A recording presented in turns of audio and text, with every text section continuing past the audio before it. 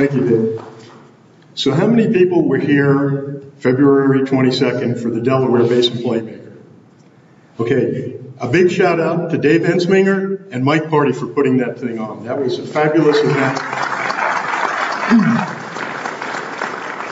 What I said then, I had an opportunity to address the group, and the world is watching the Permian Basin. The Permian Basin has always been the center of innovation, and we gave a talk on that, Bill DeMiss and I, how it's amazing when you look over the history of the Permian Basin, how so much of the technology the world uses has come from the Permian.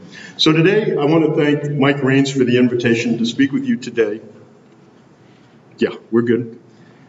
About a subject that's near and dear to my heart. It's called the Great American Carbonate Bank, and I will abbreviate it in places as GACB because that's a mouthful, but basically it's the Ellenberger Arbuckle Knox Reservoirs. And what's amazing is the surprises that occur in this reservoir and the number of exciting ways that the unconformity causes hydrocarbon traps.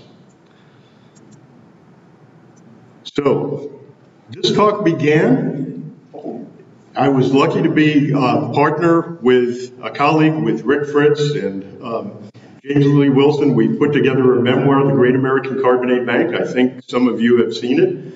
And it was a tribute to the great James Lee Wilson, shown on your right, standing next to Jerry Lucia.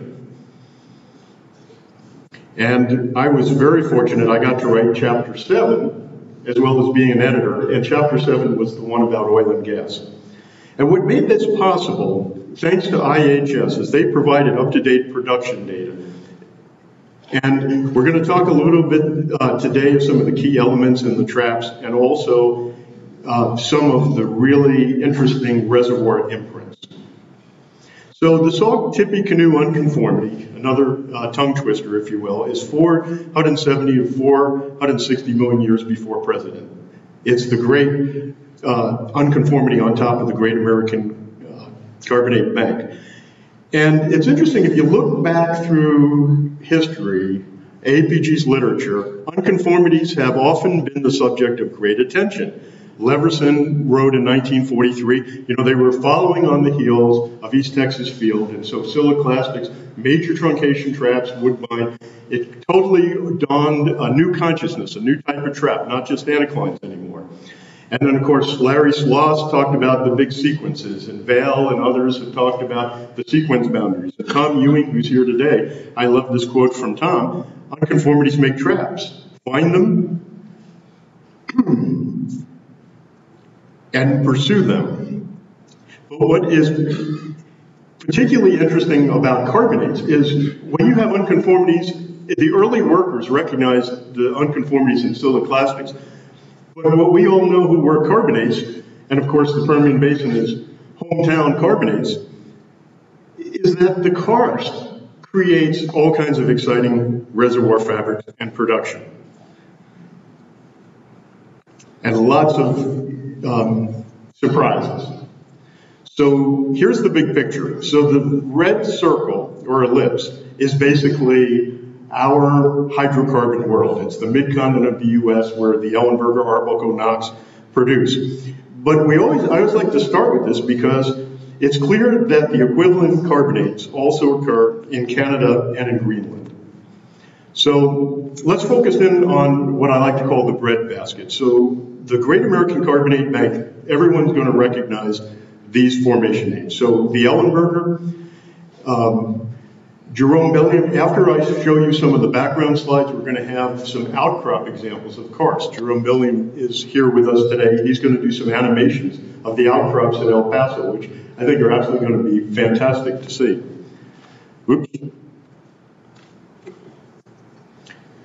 So this is a heat map. So the green and red and yellow dots are Arbuckle, Ellenberger, Knox production all throughout the mid-continent.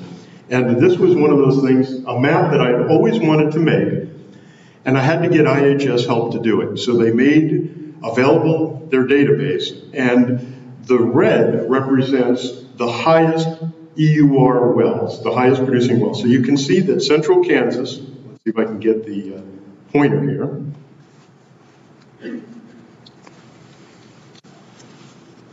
Hang on just a second. We've got a laser pointer. There we go. So up in Kansas, you see a lot of high production producing wells, and of course in the Permian Basin, a lot of high producing wells shown in the yellows and the reds. And if you look at the 30 basins where the Arbuckle, Ellenberger, Knox produce, the two on the left stand out, the Permian Basin and the central Kansas uplift. And globally, these reservoirs have produced about 7.7 billion barrels of oil equivalent, and about 60% of it is oil. And so we still are experiencing the oil-gas price differential favor to oil. So I like to think that it's always timely to take another look at Arbuckle, Ellenberger, Knox reservoirs. So this is the karst plain at the end of the Sauk deposition. This would be equivalent to the 470 to 460 million year before present unconformity.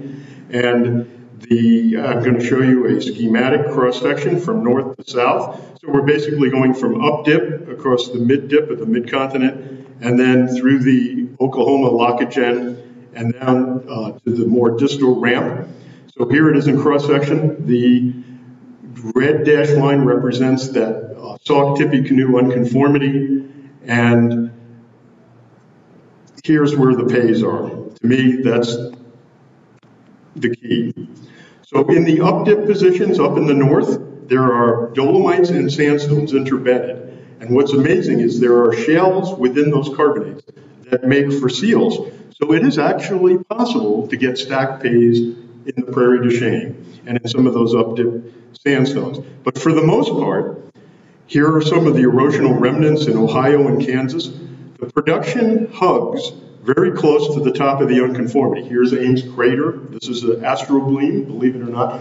I told you there's a lot of ways that the Arbuckle, Ellenberger, Knox produces. Well, it even has an astrobleem. And over a lot of the main part of the mid-continent, where the Ellenberger is all dolomite, you're basically looking at large horse structures, different types of structures. And so there, it's very critical to look at the rocks that are on top of the unconformity because they control, let's see if I can go back here. Oops, not sure if I can go back. There we go.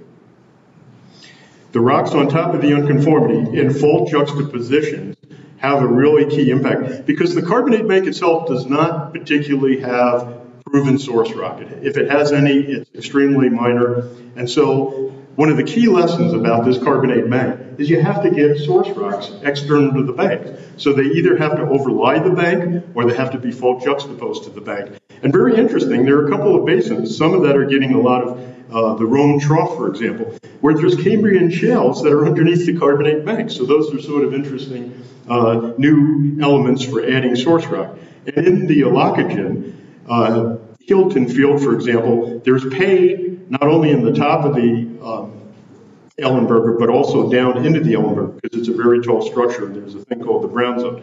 But for the most part, most of the production is along the unconformity. So let's look at a few field examples. I always think if you have a map and a cross-section, you can get pretty far as a geoscientist. So we'll go through a couple of these quickly to give you a flavor. I like to do the grand tour and just saturate on fields because a lot of our exploration is analog based. So here's an example in Ohio. There's erosional remnants. There it's called the Beekman Town.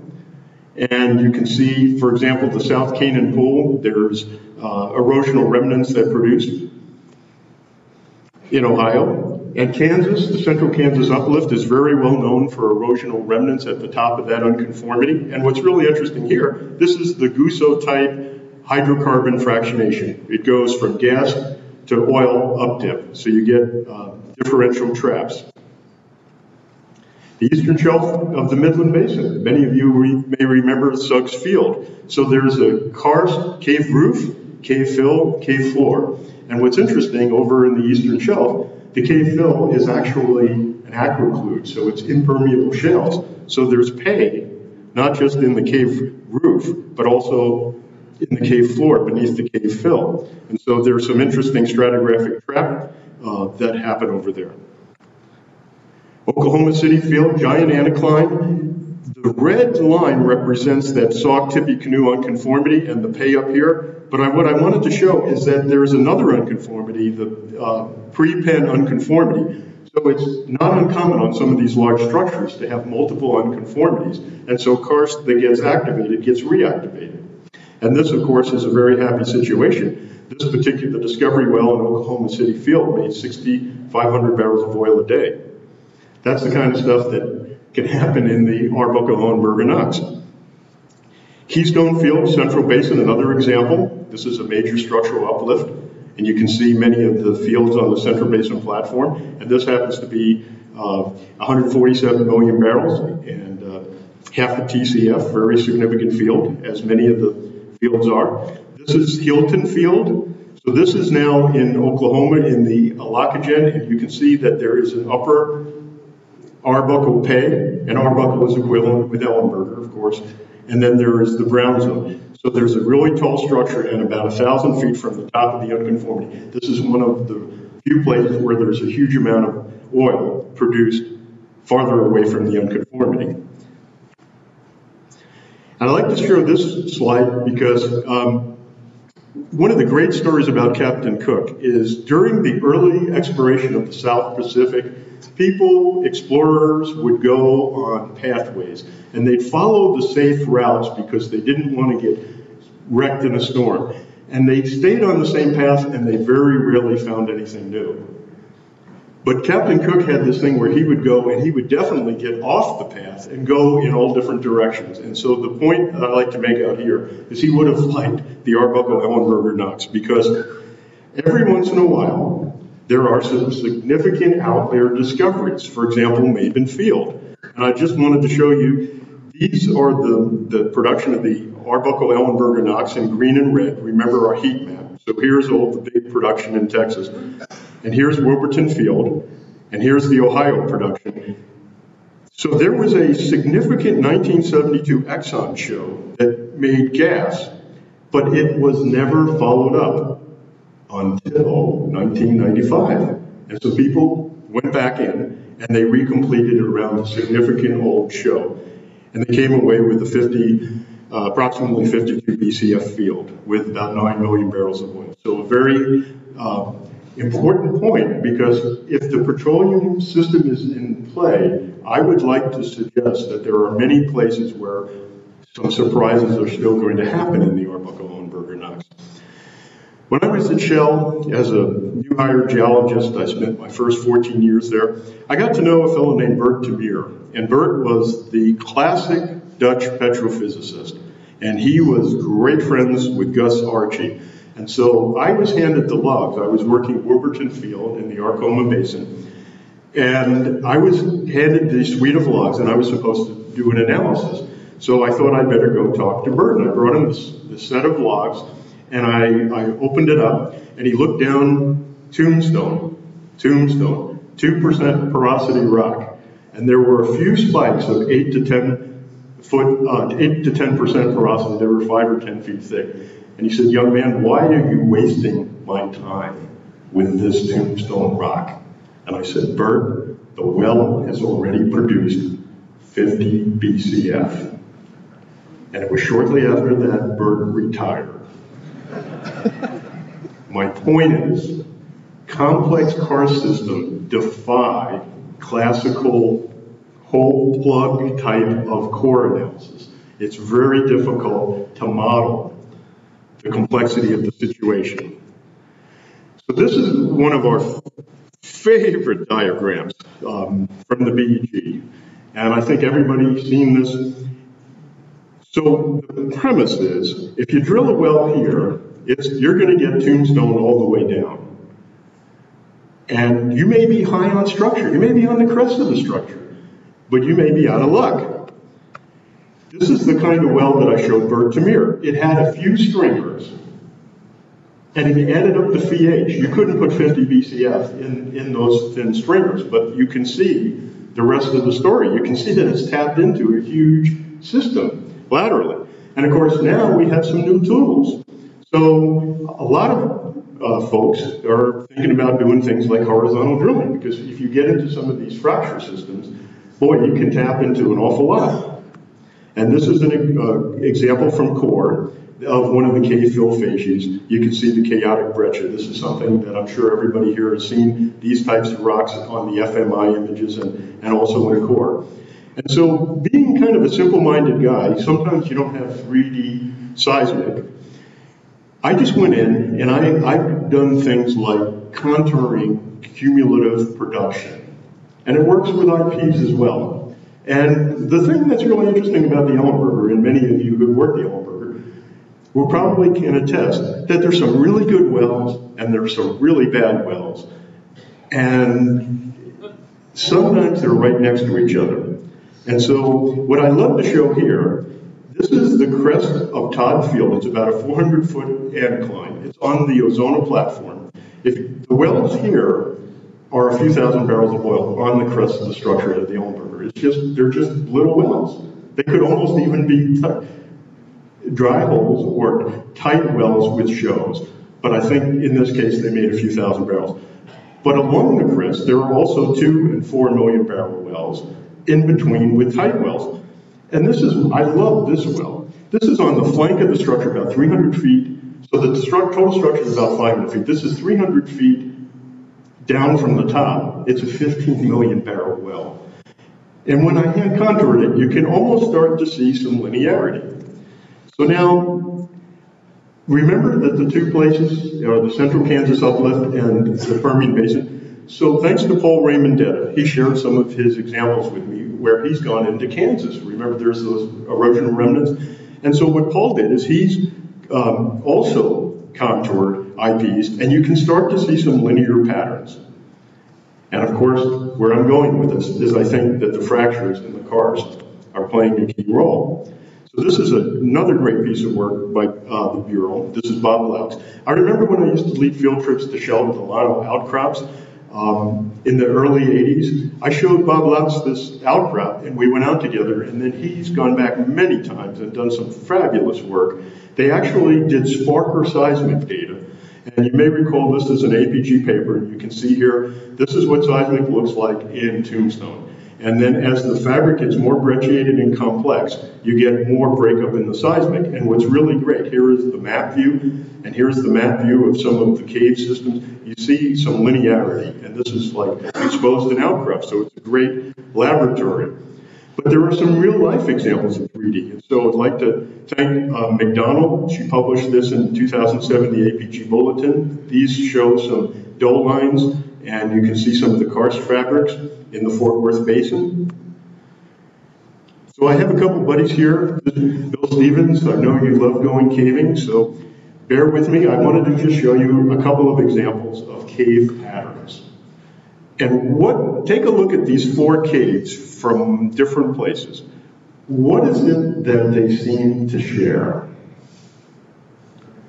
Now, I would say that the density of the fractures varies, but they all seem to have a linearity, and sometimes they intersect orthogonally or perhaps at different angles, but there is a profound impact on the caves by fractures, and that's true just about everywhere you go.